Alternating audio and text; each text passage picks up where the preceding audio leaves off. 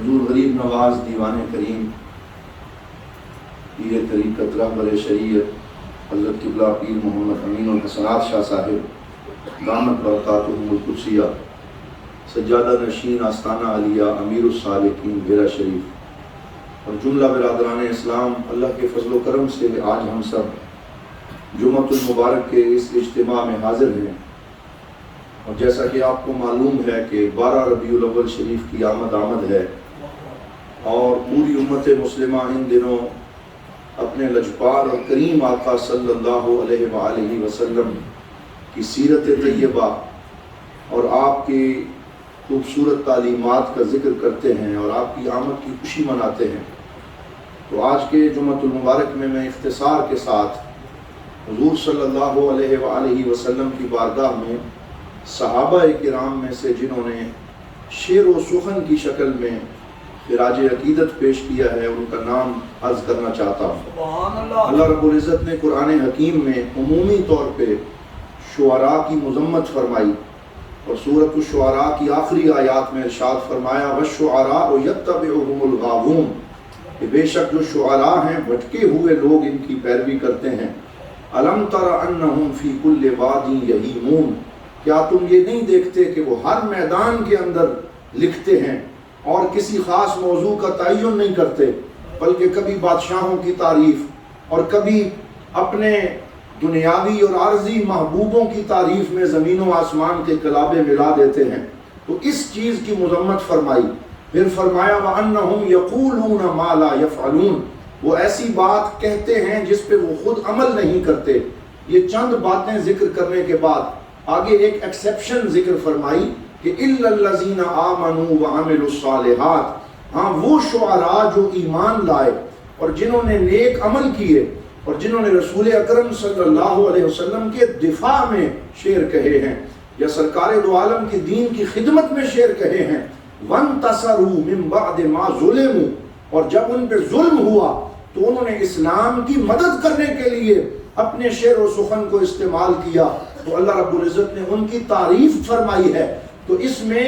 وہ تمام شعراء جنہوں نے اپنی زندگی کو سرکار دو عالم صلی اللہ علیہ وسلم کی مدح کے لیے، سرکار کی تعریف کے لیے، حضور کے محاسن و محامد کا ذکر کرنے کے لیے وقف کیا ہے، تو اس صورت کے اندر ان کی تعریف کی گئی ہے اور ان کے اس عمل کو خراج تحسین پیش کرتے ہوئے اللہ رب العزت نے ان کی تعریف فرمائی ہے۔ تو انہی میں وہ سارے شعراء شامل ہیں جو صحابہ کرام رضوان اللہ تعالی علیہ مجمعین میں سر فہرست تھے۔ حضور صلی اللہ علیہ وسلم کے سامنے ایک دفعہ ایک عرابی نے کچھ شعر پڑھے تو آپ نے فرمایا اِنَّ مِنَ الشِّعْرِ لَحِکْمَةٌ وَإِنَّ مِنَ الْبَيَانِ لَسِحْرًا کہ شعر میں بھی حکمت ہوتی ہے اور بیان میں بھی جادوگری ہوتی ہے، اور اگر اس کو صحیح سمت کی طرف موڑ دیا جائے تو اس سے لوگوں کے دلوں کو بدلا جا سکتا ہے اور ان کو صحیح صراط مستقیم کی طرف گامزن کیا جا سکتا۔ ایک دفعہ حضور صلی اللہ علیہ وسلم نے اپنے ان صحابہ کو جو اشعار کہا کرتے تھے انہیں حکم دیا اُہْجُوا قُرَيْشًا فَإِنَّهُ أَشَدُّ عَلَيْهَا مِنْ رَشَقِ النَّبْلِ فرمایا کہ وہ قریش میں سے وہ لوگ جو میرے اور میرے دین کے خلاف باتیں کرتے ہیں تم ان کی ہجو کیا کرو، ان کی مذمت کیا کرو، تمہارے یہ شعر تیروں سے بھی زیادہ سخت ان کے سینوں پہ لگتے ہیں اور ان کو تکلیف ہوتی ہے اور اسلام کی نصرت اور اسلام کا جھنڈا اس سے بلند ہوتا ہے۔ تو وہ ایک دفعہ حضرت حسان ابن ثابت رضی اللہ تعالی عنہ جو شاعر دربار رسالت ہیں، جنہیں سرکار دو عالم صلی اللہ علیہ وسلم کے سامنے منبر پہ بٹھا کے شعر کہنے کا حکم سرکار نے خود عطا فرمایا، اور جنہوں نے سرکار دو عالم صلی اللہ علیہ وسلم کے بارے میں لکھا وَأَحْسَنُ مِنْكَ لَمْ تَرَ قَطُّ عَيْنِي وَأَجْمَلُ مِنْكَ لَمْ تَلِدِ النِّسَاءُ خُلِقْتَ مُبَرَّأً مِنْ كُلِّ عَيْبٍ كَأَنَّكَ قَدْ خُلِقْتَ كَمَا تَشَاءُ یہی وہ حسان ابن ثابت ہیں جنہیں سرکار دو عالم صلی اللہ علیہ وسلم نے بلایا اور بلا کے فرمایا لا تعجل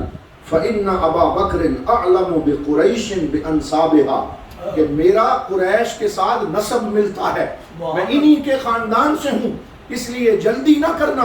بلکہ پہلے حضرت ابو بکر صدیق رضی اللہ تعالی عنہ کے پاس چلے جاؤ اور وہاں جا کے ان سے نسب سیکھو اور قریش کے نسب کے بارے میں معلومات حاصل کرو، اور پھر اس کے بعد تم میری مدح کے اندر جو ہے وہ کلام لکھنا، تاکہ تمہیں جب آپ قریش کے بارے میں کلام لکھ رہے ہوں تو اس میں میرے نسب کا بھی خیال رہے۔ تو آپ حضرت سیدنا ابوبکر صدیق کے پاس گئے تو یوں کہا جا سکتا ہے کہ حضرت حسان ابن ثابت کے نعت کے میدان میں جو استاد ہیں ان کا نام حضرت سیدنا ابوبکر صدیق رضی اللہ تعالی عنہ ہے۔ وہاں گئے، ان کے پاس بیٹھے، سرکار دو عالم صلی اللہ علیہ وسلم کے پورے نسب کو صحیح طریقے سے سمجھا، پھر واپس آئے اور یہ جملہ فرمایا، والذی بعثک بالحق، یا رسول اللہ مجھے اس ذات کی قسم جس نے آپ کو حق کے ساتھ نبی بنا کے مبعوث کیا ہے، لَأُسَلَّنَّكَ مِنْهُمْ کما تسل الشعرۃ من العجین، یا رسول اللہ اب میں آپ کی نعت لکھوں گا اور قریش کے نسب سے آپ کی شان کو ایسے وراء الورا رکھوں گا جیسے بال کو آٹے سے جدا کیا جاتا ہے، میں آپ کی شان بیان کروں گا اور آپ کے گستاخوں کی مذمت بیان کروں گا۔ پھر آپ نے وہ شعر کہے جس کی وجہ سے سرکار دو عالم صلی اللہ علیہ وسلم نے انہیں یہ ڈگری عطا فرمائی۔ ایک دن سیدہ عائشہ صدیقہ رضی اللہ تعالی عنہا ارشاد فرماتی ہیں کہ جب حضرت حسان ابن ثابت نے سرکار دو عالم کہہ دیجئے صلی اللہ علیہ وسلم کی بارگاہ میں حاضری پیش کی تو سرکار نے فرمایا، ان اللہ یؤید حسان بروح القدس حین نافح او فاخر عن رسول اللہ، کہ میرا حسان جب میرے دفاع میں نعت پڑھتا ہے اللہ تعالیٰ روح الامین کے ذریعے میرے حسان کی مدد فرماتا ہے۔ اسی طرح حضور صلی اللہ علیہ وآلہ وسلم کی سیرت میں یہ مذکور ہے کہ جب غزوہ تبوک ہوا 30,000 صحابہ سرکار دو عالم صلی اللہ علیہ وسلم کے ساتھ اس سفر میں شامل تھے، اور حضور صلی اللہ علیہ وسلم 1 مہینہ سواری کی پشت پہ تشریف فرما رہے، سخت گرمی میں سفر کیا۔ جب آپ واپس تشریف لائے تو حضرت سیدنا عباس بن عبد المطلب جو آپ کے سگے چچا جان تھے، وہ اس وقت مسلمان ہو چکے تھے، انہوں نے عرض کیا، یا رسول اللہ اگر اجازت فرمائیں میں نے راستے میں آتے ہوئے آپ کی نعت لکھی ہے، میں آپ کو سنانا چاہتا ہوں۔ حضور صلی اللہ علیہ وسلم نے اپنے چچا جان سے فرمایا کہ اے میرے چچا جان آپ وہ نعت سنائیے،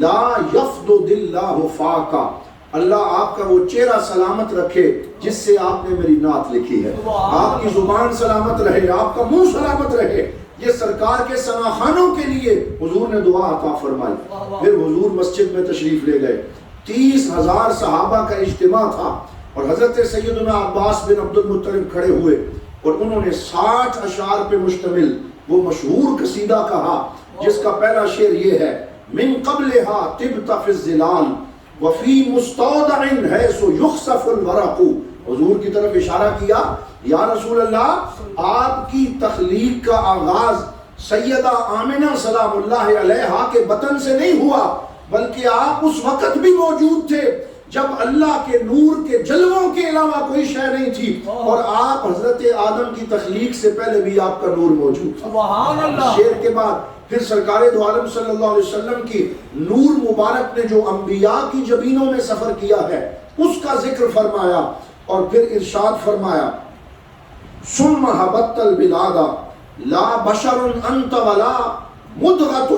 کہ پھر آپ آسمان سے زمین پہ اتارے گئے، نہ آپ بشر ہیں نہ آپ خون کا لوتھڑا ہیں، بلکہ آپ اللہ کا وہ نور ہیں جو نبیوں کے سینوں کے اندر سفر کرتا رہا۔ اور اس قصیدے میں انہوں نے فرمایا جب حضرت نوح علیہ السلام اپنی کشتی میں موجود تھے تو ان کی جبین میں بھی آپ کا نور تھا، جب حضرت ابراہیم علیہ السلام کو نارے نمرود میں پھینکا گیا ان کی جبین میں بھی آپ کا نور تھا۔ سارے نبیوں کو جو شانیں ملی ہیں یا رسول اللہ وہ آپ کے نور کے صدقے سے ملی۔ اور پھر آپ نے وہ مشہور شعر عرض کیا کہ وَأَنْتَ لَمَّا وُلِدْتَ أَشْرَقَتِ الْأَرْضُ وَضَاءَتْ بِنُورِكَ الْأُفُقُ، اور پھر یا رسول اللہ جس دن آپ پیدا ہوئے تو آپ کی آمد سے زمین و آسمان روشن ہو گئے، ہر طرف روشنی ہو گئی اور آفاق میں بھی آپ کا نور پھیل گیا۔ تو حضور صلی اللہ علیہ وسلم نے ان کو دعائیں عطا فرمائیں۔ اسی طرح نعت گو صحابہ میں سے اور نعت گو عرب شعراء میں سے حضرت ابو طالب کا نام بھی آتا ہے، جنہوں نے لامیت ابی طالب کے نام سے ایک قصیدہ لکھا جس کے ہر ایک شعر کے آخر میں لام آتا ہے۔ وہ طویل قصیدہ ہے اس میں سرکار کے آباء و اجداد کی شانیں بیان کی ہیں، اور اس میں یہ شعر لکھا وَأَبْيَضُ يُسْتَسْقَى الْغَمَامُ بِوَجْهِهِ ثِمَارُ الْيَتَامَى عِصْمَةٌ لِلْأَرَامِلِ، فرمایا میرا حبیب وہ گوری رنگت والا ہے، میرا بھتیجا اور میرے پاک نبی یہ وہ گوری رنگت والے ہیں کہ بادل بھی آپ کو دیکھ کے بارش برساتا ہے، اور آپ بیواؤں اور یتیموں کے لیے آسرا اور پناہ گاہ ہیں۔ تو آپ کا شمار بھی سرکار دو عالم صلی اللہ علیہ وسلم کے ثناخانوں میں ہوتا ہے۔ اسی طرح حضرت امام زین العابدین رضی اللہ تعالی عنہ جو سرکار کے نواسے ہیں، امام حسین رضی اللہ تعالی عنہ کے رخت جگر ہیں، آپ کا یہ قصیدہ مشہور ہے۔ ویسے تو آپ نے ایک لمبا قصیدہ لکھا جس میں قبر کے احوال ذکر کیے ہیں اور فکر آخرت عطا فرمائی ہے۔ کسی دن وقت ہوا تو میں وہ پورا قصیدہ اور اس کا ترجمہ آپ کی خدمت میں پیش کروں گا، اور آپ دیکھیں گے کہ حضرت امام زین العابدین نے کس شان سے بندہ مومن کو اس کے حقیقی سفر کی طرف متوجہ کیا۔ لیکن یہ جو آپ کا قصیدہ ہے جو آج بھی ہم پڑھتے ہیں، ان نلتی یا ریح الصبا یومن الی ارض الحرم بلغ سلامی رودتن فیہا النبی المحترم، کہ اے باد صبا، یہ آپ نے کربلا سے لکھا تھا جب شام کے دربار میں آپ کو پیش کیا گیا اور زنجیروں میں جکڑے ہوئے تھے، اس وقت آپ نے یہ نعت لکھی ان نلت یا ریح الصبا، اے باد صبا جو شام سے مدینے کی طرف جاتی ہے، جب تو مدینے میرے نانا جان کے پاس جائے تو وہاں جا کے عرض کرنا بلغ سلامی روضتن فیہا النبی المحترم، اس روزے کو میرا سلام پہنچانا جہاں میرے نانا جان آرام فرما۔ اور اس میں آپ نے یہ شعر لکھا اکبادنا مجروحۃ من سیف ہجر المصطفیٰ طوبی لأہل بلدۃ فیہا النبی المحتشم، اور آخری شعر میں فرمایا یا رحمتا للعالمین ادرک لزین العابدین محبوس عید الظالمین فی الموکب والمزدحم، اے میرے نانا جان اپنے نواسے زین العابدین کی مدد کو آئیے جو ظالموں کے ہاتھوں میں گرفتار ہے، اور اس طریقے سے استغاثہ پیش کیا ہے حضرت امام زین العابدین نے حضور کی بارگاہ میں۔ پھر حضرت سیدنا امام اعظم ابو حنیفہ آپ بھی سرکار کے ثناخانوں میں ہیں، اور ان کا یہ شعر ضیاء النبی شریف میں بار بار ہمارے غریب نواز حضور ضیاء الامت نے لکھا ہے کہ آپ اپنے نبی کو منتخب آپ مخاطب کرتے ہیں اور پکارتے ہیں، اور آپ نے یہاں سے یہ عقیدہ مستنبط کیا ہے کہ جو لوگ کہتے ہیں سرکار دو عالم کو ندا دینا درست نہیں ہے، یا رسول اللہ کہنا درست نہیں ہے، فرمایا دیکھو جس امام کی اتباع میں تم اپنی نمازیں ادا کرتے ہو وہ امام اعظم ابو حنیفہ سرکار کو کیا عرض کرتے ہیں، یا سید السادات جئتک قاصدا ارجو رضاک واحتمی بحماک، یا سید السادات اے سارے سرداروں کے بڑے سردار، میں آپ کی خدمت میں حاضر ہوا ہوں اور آپ سے عرض کرتا ہوں کہ آپ لجپالی فرماتے ہوئے میرے سارے دکھوں کا مداوع فرما دیجیے، میں آپ کی پناہ میں آتا ہوں۔ آپ نے بھی یہ شعر لکھا ہے۔ اسی طرح حضرت امام شافعی کا پورا دیوان موجود ہے، اور پھر آخر میں حضرت سیدنا امام شیخ سعدی رضی اللہ تعالی عنہ جنہوں نے گلستان اور بوستان لکھی، جنہوں نے فارسی میں سرکار کی بارگاہ میں بہت سا کلام پیش کیا ہے، ان کی یہ رباعی زبان زدے خاص و عام ہے جس میں وہ کیا فرماتے ہیں بلغ العلا بکمالہ کشف الدجا بجمالہ حسنت جمیع خصالہ، اس کے بارے میں یہ قصہ مشہور ہے کہ آپ نے یہ 3 مصرے لکھ لیے تھے اور آخری مصرع آپ کی زبان پہ چڑھ نہیں رہا تھا، آپ کے ذہن میں نہیں آ رہا تھا، تو سرکار دو عالم صلی اللہ علیہ وسلم خواب میں تشریف لائے اور آپ نے فرمایا سعدی یہ رباعی مکمل کیوں نہیں کرتا؟ عرض کی یا رسول اللہ 3 مصرے ہو گئے ہیں، 4تھا مصرع عطا نہیں ہو رہا۔ فرمایا پڑھو کیا ہے بلغ العلا بکمالہ کشف الدجا بجمالہ حسنت جمیع خصالہ،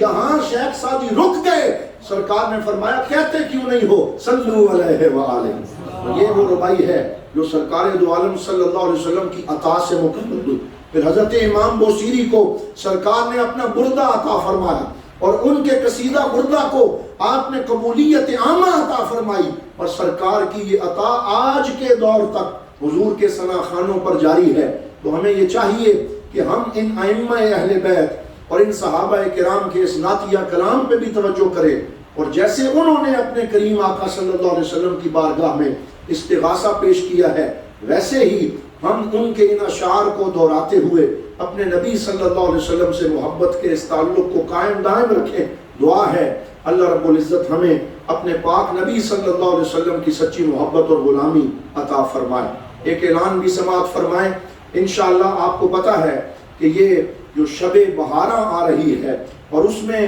یہاں دربار عالیہ امیر السالکین بھیرا شریف میں ہر دفعہ ایک طویل سلسلہ ان پروگراموں کا موجود ہے اور ایک حسین روایت موجود ہے۔ اس کے مطابق انشاءاللہ صبح و تہجد کے وقت 2 بجے سے یہ محفل شروع ہو جاتی ہے اور 5 بجے تک جاری رہتی ہے، جس میں درود و سلام پیش کیا جاتا ہے، قرآن خوانی کی جاتی ہے، سرکار دو عالم صلی اللہ علیہ وسلم کی ثنا خوانی پیش کی جاتی ہے اور حضور کی ولادت کے وقت گولوں کی سلامی کے ساتھ ساتھ اس وقت وہاں پہ صلاۃ و سلام پڑھا جاتا ہے۔ اس صبح بہاراں کے پروگرام میں تمام احباب بھرپور شرکت فرمائیں۔ اس کے ساتھ ساتھ پھر 8:30 بجے سے جلوس کی تیاری شروع ہوگی، اس میں بھی تمام احباب کو دعوت ہے کہ بھرپور طریقے سے شرکت کریں۔ جلوس انشاءاللہ طلباء کا یہاں سے شروع ہوگا، حضور غریب نواز کی قیادت میں یہ جلوس آگے بڑھے گا۔ آپ دعائے خیر سے جلوس کو رخصت فرمائیں گے اور پھر گنج منڈی کے اس پنڈال کے اندر مرکزی محفل ہوگی۔ تمام طلباء سے یہ گزارش کی جا رہی ہے، انہیں قبلہ حضور غریب نواز کی طرف سے یہ حکم بھی میں سنا رہا ہوں کہ کوئی بھی طالب علم گنج منڈی کے اس پروگرام سے پہلے واپس نہ آئے، بلکہ ہم نے جلوس کو آخر تک کامیاب بنانا ہے۔ وہاں آپ تشریف فرما رہیں اور اپنی ان نشستوں پہ براجمان رہیں، علماء کرام کے خطابات سنیں اور دعائے خیر کے بعد آپ احباب واپس آئیں۔ دعا ہے اللہ رب العزت ہمیں یہ جو جلوس ہے اس کو بھی کامیاب طریقے سے تجھ کو احتشام کے ساتھ منانے کی توفیق عطا فرمائے۔ وآخر دعوانا ان الحمد للہ رب العالمین۔